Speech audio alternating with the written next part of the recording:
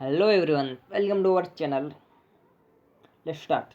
अध्याय 14, स्थानीय स्वशासन ग्रामीण और शहरी। स्थानीय स्तर पर विकास के लिए कौन कौन से कार्य होने चाहिए, इसकी जानकारी सबसे अधिक वहाँ रहने वाले लोगों को ही होती है। आपके गांव या शहर की समस्याओं और ज़रूरतों को आपसे ज़्यादा और कौन समझ सकता है। आपके गांव या शहर के आसपास के कौन से साधन इन समस्याओं के हल में मदद कर सकते हैं, यह भी स्थानीय लोग ही जानते हैं। अतः समस्याओं के समाधान के लिए स्थानीय लोग योजना बनाकर और सरकार की मदद लेकर उसे क्रियान्वित करें तो उसमें सफलता की संभावना ज़्यादा रहती है। स्थानीय स्वशासन यही काम करता है। विकास के नियोजन और उसकी क्रियान्विति में स्थानीय लोगों की भागीदारी आवश्यक है। स्थानीय स्वशासन लोकतांत्रिक विकेंद्रीकरण का प्रभावी उपाय है। नागरिक सुविधाओं जैसे कि पेयजल आपूर्ति, सड़कों पर रोशनी, सड़कों व नालियों का निर्माण एवं उनकी सफाई, शिक्षा, चिकित्सा आदि कार्यों को करने के लिए स्थानीय स्तर पर वहां के लोगों की भागीदारी से योजना बनाकर क्रियान्वयन करना ही स्थानीय स्वशासन कहलाता है। तो स्थानीय स्वशासन किसे कहते हैं? नागरिक सुविधाओं जैसे कि पेयजल आपूर्ति, सड़कों पर रोशनी, सड़कों व नालियों का निर्माण एवं उनकी सफाई, शिक्षा, चिकित्सा आदि कार्यों को करने के लिए स्थानीय स्तर पर जो वहाँ के लोगों की भागीदारी होती है, भागीदारी से योजना बनाकर क्रियान्वयन करना ही स्थानीय स्वशासन कहलाता है।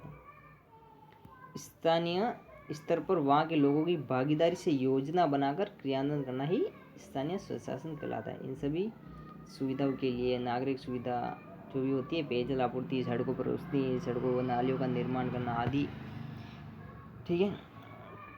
इसके बाद है विभिन्न स्तरों पर स्वशासन का स्वरूप अलग अलग है। ग्रामीण एवं नगरीय स्वशासन का स्वरूप एक दूसरे से भिन्न है। शहर गांवों की तुलना में बड़े होते हैं, उनकी जनसंख्या अधिक होती है, अतः शहरों की समस्याओं के निराकरण के लिए अधिक धन व श्रम की आवश्यकता होती है। शहर क्या होते हैं? गांव की तुलना में बहुत बड़े होते हैं और उनकी जनसंख्या भी क्या होती है? अधिक होती है। अतः शहरों की समस्याओं के निराकरण यानी शहरों की समस्याओं को हल करने के लिए अधिक धन व अधिक श्रम की आवश्यकता होती है। अधिक धन और अधिक मेहनत की आवश्यकता होती है। उनकी समस्या भी गांवों से अलग होती है। संविधान के 73वें संशोधन के अनुसार ग्रामीण क्षेत्र के विकास के लिए पंचायती राज व्यवस्था तथा 74वें संविधान संशोधन के अनुसार शहरी क्षेत्रों के लिए नगरीय स्वशासन को और अधिक सशक्त बनाया गया। संविधान के 73वें संशोधन के अनुसार क्या किया? ग्रामीण क्षेत्र के विकास के लिए पंचायती राज व्यवस्था तथा 74वें संविधान संशोधन के अनुसार शहरी क्षेत्रों के लिए नगरीय स्वशासन को और अधिक सशक्त बनाया गया। ठीक है। अब हम भारत की पंचायती राज व्यवस्था की जानकारी प्राप्त करेंगे। अब हम किसकी जानकारी प्राप्त करेंगे? हम भारत की पंचायती राज व्यवस्था की जानकारी प्राप्त करेंगे। पंचायती राज व्यवस्था, ग्रामीण स्वशासन। ग्रामीण क्षेत्र में समस्त वर्गों के लोगों की लोकतंत्र में अधिकतम भागीदारी दर्ज करवाने और स्थानीय विकास के लिए हमारे देश में पंचायती राज व्यवस्था को अपनाया गया है। किसको अपनाया गया है? पंचायती राज व्यवस्था को। क्या करने के लिए? ग्रामीण क्षेत्र में समस्त वर्गों के लोगों की लोकतंत्र में अधिकतम भागीदारी दर्ज करवाने और स्थानीय विकास के लिए हमारे देश में पंचायती व्यवस्था को अपनाया गया है। ठीक है। गांवों के स्तर पर मौजूद स्थानीय शासन को पंचायती राज के नाम से जाना जाता है। गांवों के जो स्तर पर मौजूद स्थानीय शासन को किस नाम से जाना जाता है? पंचायती राज। क्या? पंचायती राज के नाम से जाना जाता है। स्वतंत्रता के बाद भारत में त्रिस्तरीय पंचायती राज व्यवस्था का प्रारंभ 2 अक्टूबर 1959 को नागौर राजस्थान से हुआ था। कहाँ से हुआ था? नागौर राजस्थान से। स्वतंत्रता के बाद भारत में त्रिस्तरीय पंचायती राज व्यवस्था का प्रारंभ 2 अक्टूबर 1959 को नागौर राजस्थान से हुआ था।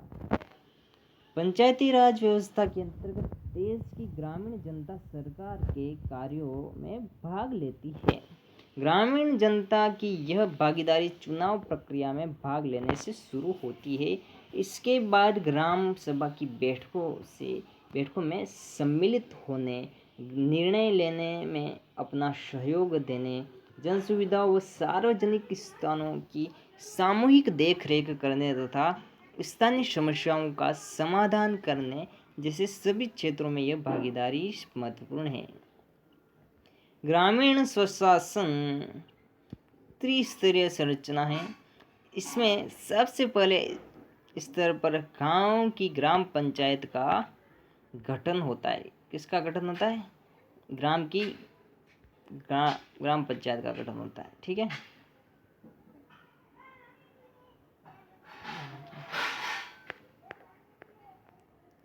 ग्राम पंचायत का गठन होता है। दूसरे स्तर अर्थात विकास खंड स्तर पर पंचायत समिति का गठन होता है तथा तीसरे स्तर अर्थात जिले में जिला परिषद का गठन होता है। तो यहाँ पे क्या है? ग्रामीण स्वशासन त्रिस्तरीय संरचना। कितनी? त्रिस्तरीय, 3 स्तर की। इसमें सबसे पहले स्तर पर गांव की ग्राम पंचायत का गठन होता है। दूसरे स्तर पर अर्थात विकास खंड स्तर पर पंचायत समिति का गठन होता है और तथा तीसरे स्तर अर्थात जिले में जिला परिषद का गठन होता है। आइए अब हम पंचायती राज व्यवस्था के अंतर्गत ग्रामीण स्वशासन की विभिन्न संस्थाओं और उनकी कार्य प्रणाली के बारे में चर्चा करते हैं। ये चित्र दिख रहा है आपको। पंचायत राज के 3 स्तर है। एक जिला परिषद है, एक पंचायत समिति और एक ग्राम पंचायत। ठीक है, ग्राम पंचायत में क्या क्या है? देखो, वार्ड सरपंच वगैरह ये सारे। ठीक है, और पंचायत समिति में क्या? प्रधान वगैरह ये सारे। पंचायत समिति में जिला परिषद में जिला प्रमुख है, ये सारे। अब हम पढ़ेंगे किसके बारे में? त्रिस्तरीय पंचायत राज व्यवस्था की संरचना। ग्राम पंचायत के बारे में अब हम अध्ययन करेंगे। वार्ड सभा ग्राम पंचायत की सबसे छोटी इकाई होती है। एक ग्राम पंचायत में जितने वार्ड पंचों की संख्या निर्धारित होती है, उस ग्राम पंचायत क्षेत्र को उतने ही भागों में बांटा जाता है। क्या? एक ग्राम पंचायत में जितने वार्ड पंचों की संख्या निर्धारित होती है, उस ग्राम पंचायत क्षेत्र को उतने ही भागों में बांटा जाता है। ठीक है, ऐसा प्रत्येक भाग वार्ड कहा जाता है। ऐसा प्रत्येक भाग क्या कहा जाता है? वार्ड।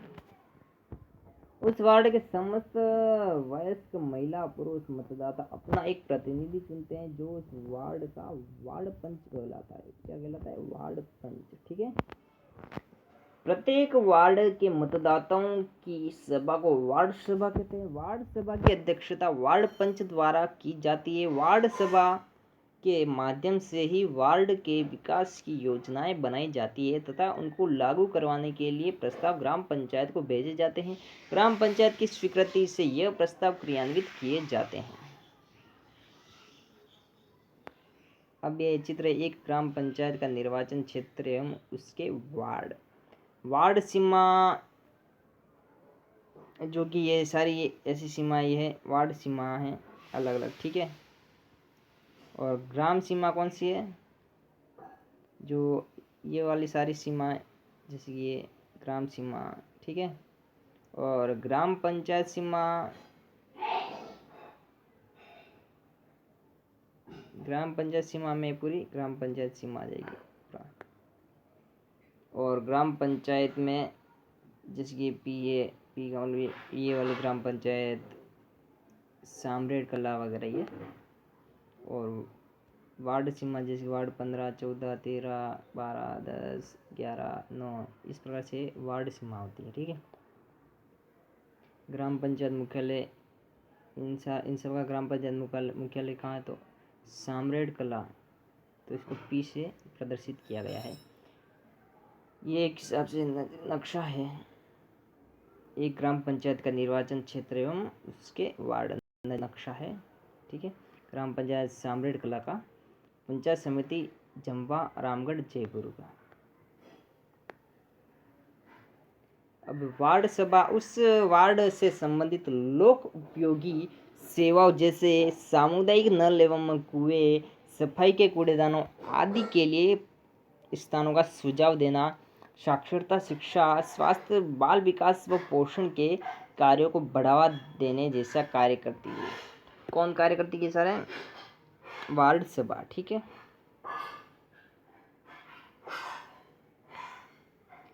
गतिविधि, आपकी ग्राम पंचायत का नाम, उसके वार्डों की संख्या और आपके वार्ड पंच का नाम मालूम कीजिए।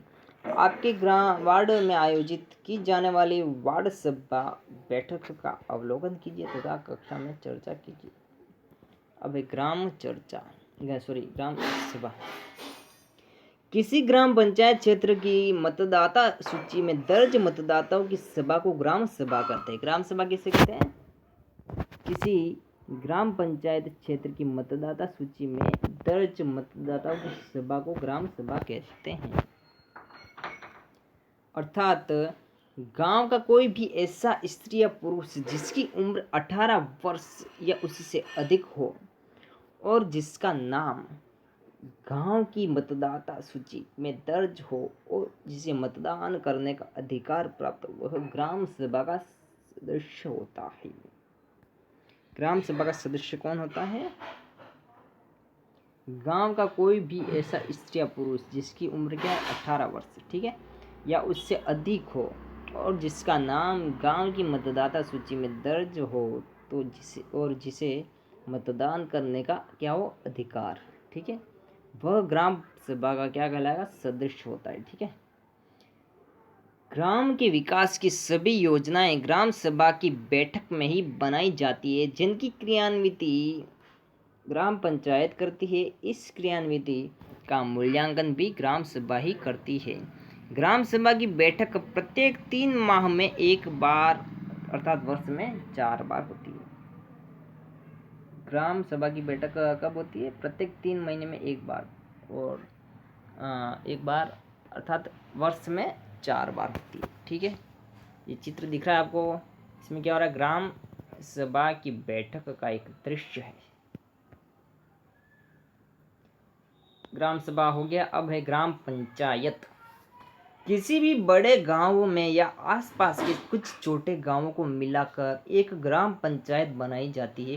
ग्राम पंचायत का मुखिया कौन होता है? ग्राम पंचायत का मुखिया सरपंच होता है तथा उस ग्राम पंचायत क्षेत्र के सभी वार्ड पंच उस गांव पंचायत के सदस्य होते हैं। उस ग्राम पंचायत के क्या होते हैं? सदस्य होते हैं सभी वार्ड पंच। सरपंच का चुनाव ग्राम पंचायत के मतदाताओं द्वारा प्रत्यक्ष मतदान से किया जाता है। सरपंच का चुनाव कैसे किया जाता है? ग्राम पंचायत के मतदाताओं द्वारा प्रत्यक्ष मतदान से किया जाता है। सभी वार्ड पंच अपने में से ही किसी एक वार्ड पंच को उप सरपंच चुन लेते हैं। उप सरपंच कौन चुनता है? सभी वार्ड पंच अपने में से ही किसी एक वार्ड पंच को उप सरपंच चुन लेते हैं। ठीक है। ग्राम पंचायत की बैठक माह में 2 बार आयोजित की जाती है। जो ग्राम पंचायत होती है उसकी बैठक माह में 2 बार आयोजित की जाती है। किसकी? ग्राम पंचायत की बैठक। और ग्राम सभा की बैठक कब आयोजित की जाती है? 3 माह में एक बार। ठीक है। और ग्राम पंचायत की बैठक माह में 2 बार आयोजित की जाती है। इस बैठक में गांव के विकास की योजनाओं को बनाने, उनको क्रियान्वित करने और अन्य आवश्यक मुद्दों पर चर्चा व निर्णय लिए जाते हैं। ये जो बैठक होती है इसमें क्या होता है? इस बैठक में गांव के विकास की योजनाओं को बनाने, उनको क्रियान्वित करने और अन्य आवश्यक मुद्दों पर चर्चा व निर्णय लिए जाते हैं। ठीक है। ग्राम पंचायत के कार्यों की क्रियान्विति के लिए ग्राम पंचायत में सरकारी कर्मचारी होते हैं। क्या होते हैं? सरकारी कर्मचारी। इसलिए होते हैं ग्राम पंचायत के कार्यों की क्रियान्विति के लिए ग्राम पंचायत में सरकारी कर्मचारी होते हैं, जिनमें से एक ग्राम सेवक पदेन सचिव होता है। एक ग्राम सेवक क्या होता है? एक ग्राम सेवक पदेन सचिव होता है। सचिव। अब है ग्राम पंचायत के कार्य। ये देख लिया आपने, ग्राम पंचायत की बैठक का एक दृश्य है चित्र में, और इसमें ग्राम सभा की बैठक का दृश्य। अब हम पढ़ेंगे ग्राम पंचायत के कार्य। ग्राम पंचायत के क्या क्या कार्य होते हैं, क्या कार्य करते हैं। ग्राम पंचायत अपने क्षेत्र में अनेक कार्य करती है, जिनमें से प्रमुख कार्य निम्नलिखित है। शुद्ध व स्वच्छ पेयजल, सफाई और सार्वजनिक स्थलों पर प्रकाश आदि की व्यवस्था करवाना, सड़क नालियाँ, विद्यालय भवन आदि का निर्माण करवाना, महात्मा गांधी नरेगा आदि रोजगार योजनाओं का संचालन करना, स्वास्थ्य सेवा उपलब्ध करवाना, जन्म एवं मृत्यु का पंजीकरण करना, गांवों में लगने वाले मेले, उत्सवों, हाट बाजार तथा मनोरंजन के साधनों की व्यवस्था करना, नए आवासीय भवनों के निर्माण के लिए भूमि का आवंटन करना, और क्या है, वृक्षारोपण करना, और बंजर भूमि तथा चारागाहों का विकास करना। ये सारे कार्य किसके होते हैं? ग्राम पंचायत के। ठीक है। इन कार्यों के अतिरिक्त पंचायत समिति के निर्देशानुसार ग्राम विकास के कार्यों को करना। इन सब कार्यों के लिए ग्राम पंचायत को सरकार से अनुदान प्राप्त होता है। उसे कर, शुल्क एवं जुर्माना द्वारा भी आय प्राप्त होती है। जन सहयोग व ऋण द्वारा भी धन जुटाया जाता है। अब ये चित्र में दिख रहा होगा आपको ग्राम पंचायत के कार्य, अलग अलग कार्य, विभिन्न सफाई करवाना, हैंडपम्प खुदवाना वगैरह, ये वृक्षारोपण करवाना, बहुत सारे ये अलग अलग विभिन्न प्रकार के ग्राम पंचायत के कार्य है।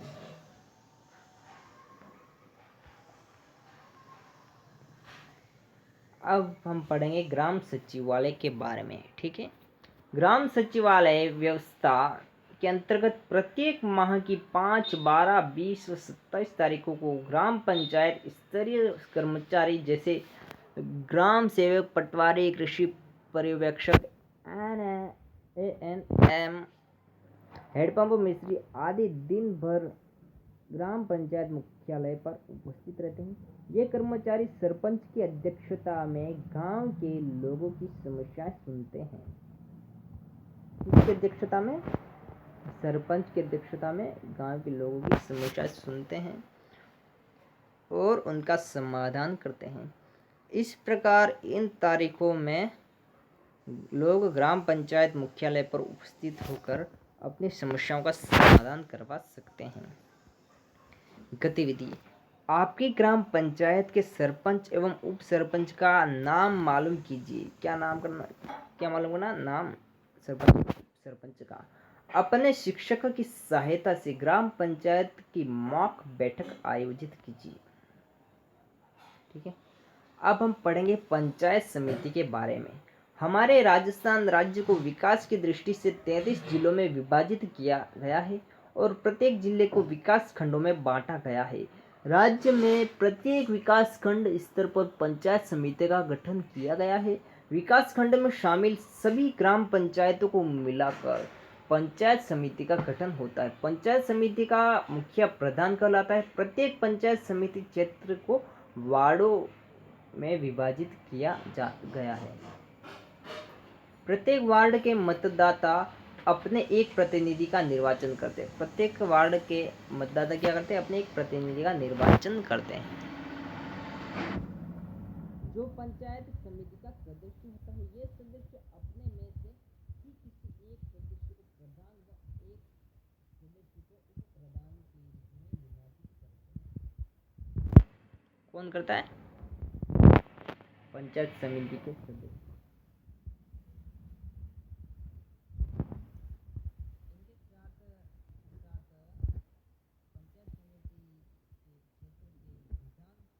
सदस्य और उस क्षेत्र में स्थित सभी ग्राम पंचायतों के सरपंच भी पंचायत समिति के सदस्य होते हैं। समय समय पर इसकी बैठकें होती है, जिनमें उस विकास खंड के सभी विभागों के खंड स्तरीय अधिकारी भी सम्मिलित होते हैं। गतिविधि। आपके क्षेत्र की पंचायत समिति का नाम व प्रधान का नाम मालूम कीजिए। आपके क्षेत्र में पंचायत समिति सदस्य का नाम पता कीजिए। शिक्षक की सहायता से खंड स्तरीय अधिकारियों की सूची बनाइए।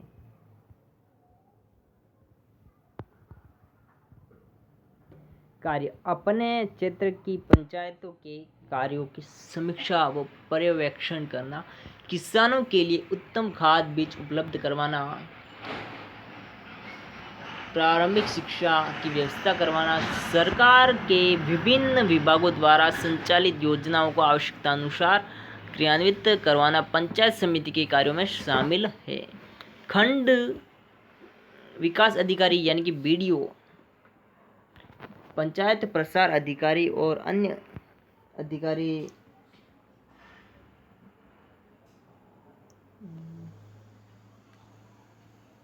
खंड विकास अधिकारी बीडीओ, पंचायत प्रसार अधिकारी और अन्य अधिकारी पंचायत समिति की उसके कार्यों में मदद करते हैं। अब है जिला परिषद।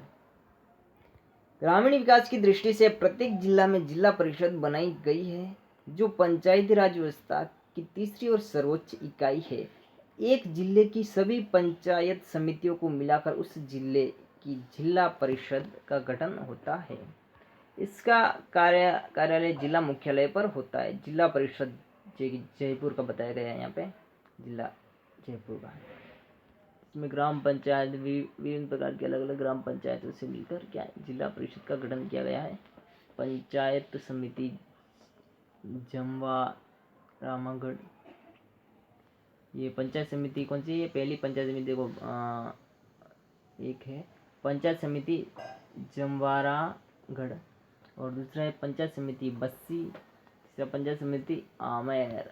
इस जिले की त्रिस्तरीय पंचायती राज व्यवस्था का गठन एक जिले की जिला परिषद के गठन के लिए पूरे जिले को वार्डों में विभाजित किया गया है। पूरे जिले को वार्डों में विभाजित किया गया है। जिला परिषद के प्रत्येक वार्ड के मतदाता अपने एक प्रतिनिधि का निर्वाचन करते हैं। कौन करता है अपने एक प्रतिनिधि का निर्वाचन? जिला परिषद के प्रत्येक वार्ड के मतदाता अपने एक प्रतिनिधि का निर्वाचन करते हैं, जो जिला परिषद का सदस्य होता है। यह सदस्य अपने में से ही किसी एक सदस्य को जिला प्रमुख और एक सदस्य को उप जिला प्रमुख निर्वाचित करते हैं। इनके साथ साथ उस जिले से निर्वाचित विधानसभा, लोकसभा और राज्यसभा के सदस्य तथा जिले की समस्त पंचायत समितियों के प्रधान भी जिला परिषद के सदस्य होते हैं। जिला परिषद का मुखिया जिला प्रमुख होता है। जिला परिषद का मुखिया क्या कहलाता है? जिला प्रमुख। ठीक है। समय समय पर इसकी बैठकें होती है। समस्याओं को सुनने के लिए इस बैठक में सभी विभागों के जिला स्तरीय अधिकारी भी सम्मिलित होते हैं। गतिविधि, आपकी जिला परिषद और उसके जिला प्रमुख का नाम मालूम कीजिए। आपके क्षेत्र के जिला परिषद सदस्य का नाम मालूम कीजिए। ठीक है।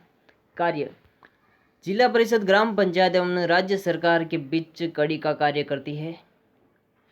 कौन करती है? जिला परिषद ग्राम पंचायतों एवं राज्य सरकार के बीच कड़ी का कार्य करती है तथा विकास के कार्यों के बारे में राज्य सरकार को सलाह देती है।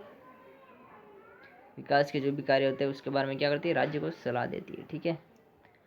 यह पंचायत समितियों के कार्यों की सामान्य देखरेख करती है।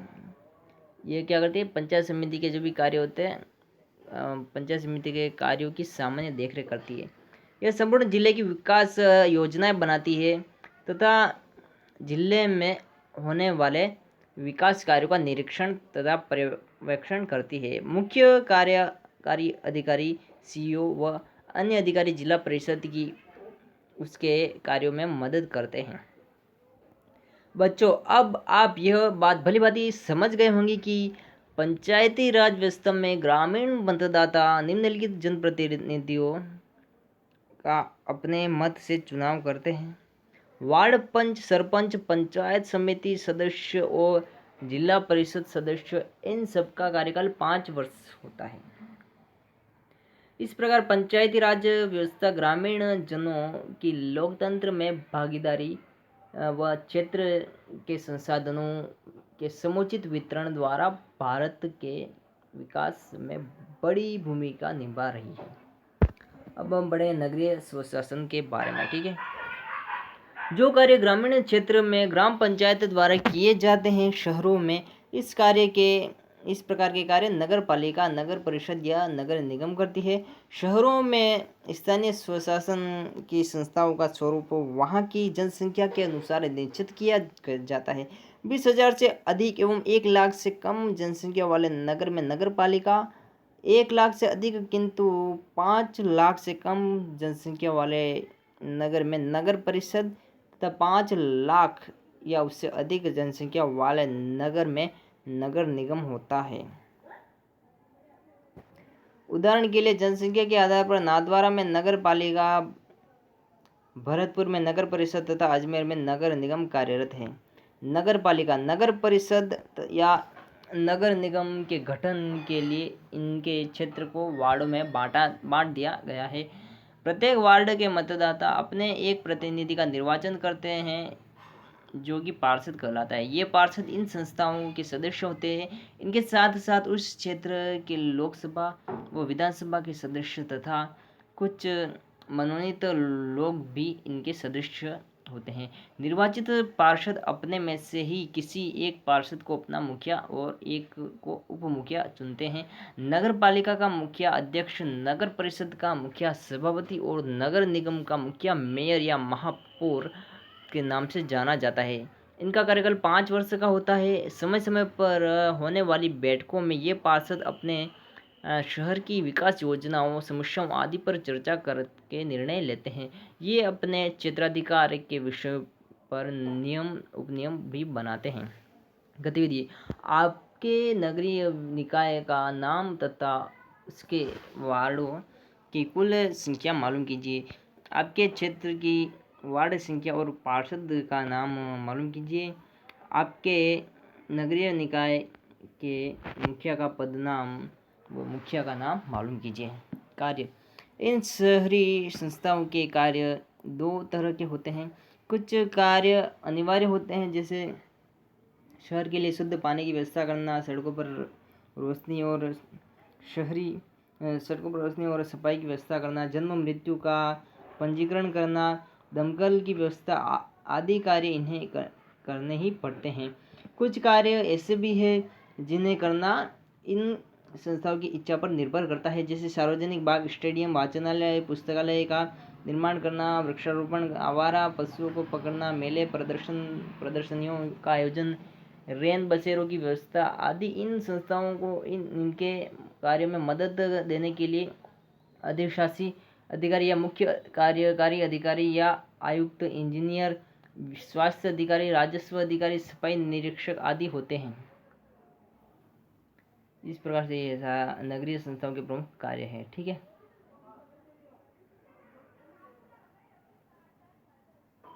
इन संस्थाओं को 3 स्रोतों से धन प्राप्त होता है। पहला, इन्हें केंद्र या राज्य सरकारों से अनुदान और ऋण के रूप में धन मिलता है। दूसरा, इन्हें विभिन्न शुल्कों और जुर्माने के द्वारा धन मिलता है। तीसरा, ये अपने शहरवासियों पर विभिन्न कर लगाकर उनसे धन प्राप्त करती है। ये स्थानीय संस्थाएं हमारी अपनी संस्था है। अपनी समस्याओं के समाधान और विकास के लिए हमें योग्य, कर्तव्यनिष्ठ और सेवाभावी प्रतिनिधि को ही निर्वाचित करना चाहिए। हमारी जिम्मेदारी यह भी है कि हम इन संस्थाओं और जनप्रतिनिधियों का सहयोग करें, तभी ये संस्थाएं सार्वजनिक हित में अच्छे से अच्छा कार्य कर सकेगी। ठीक है, इस प्रकार से आपका ये पाठ पूरा कंप्लीट हो रहा है। शब्दावली है, मतदाता सूची 18 वर्ष या उससे अधिक आयु वर्ग के वोट डालने का अधिकार प्राप्त कर लेने वाले लोगों की सूची क्या कहलाती है? मतदाता सूची। विकास खंड, विकास व प्रशासनिक सुविधा हेतु जिले को बांटे गए खंडों में से एक खंड क्या कहलाता है? विकास खंड।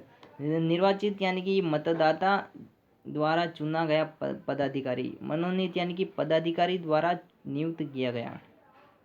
और विकेंद्रीकरण यानी कि प्रकार्य साधनों और निर्णय लेने की शक्ति को निचले स्तर की जनतांत्रिक निर्वाचित शक्ति को हस्तांतरित करना। ठीक है, इस प्रकार से आपका पाठ कंप्लीट होता है। थैंक यू, धन्यवाद।